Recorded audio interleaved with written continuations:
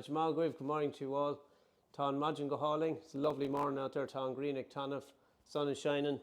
Neelaine Scamlock's a spare, there's not a cloud in the sky. Now, as you can see behind me here, it's my own chock, my own house. And I have a floor that's after popping there, where it's after expanding and it's touching the wall. It's just too tight. This is a solid oak floor.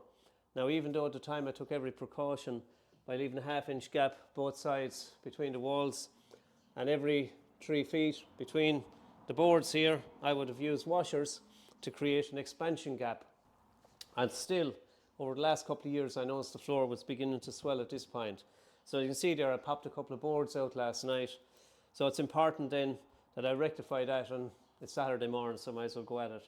So I've just to get out the boards from here to here. Now I may have to sacrifice one joint with my jigsaw, this guy, up along here, just to make it easier to get up.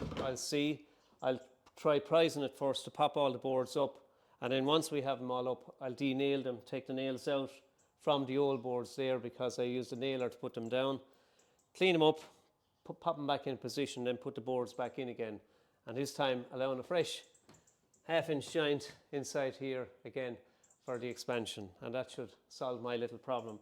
So as you can see it there, nothing will stop wood moving. It'll pop eventually if the right expansion isn't there. So let's get the floor up first. Now, as you can see, I have my floor section up, and any other loose boards that are there, I'll remove them as well.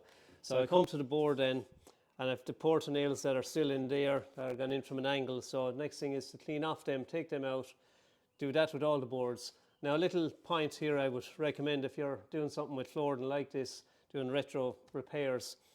I numbered everything. It's like an antique work I used to do years ago. When I'd be taking something apart, I would always label the parts.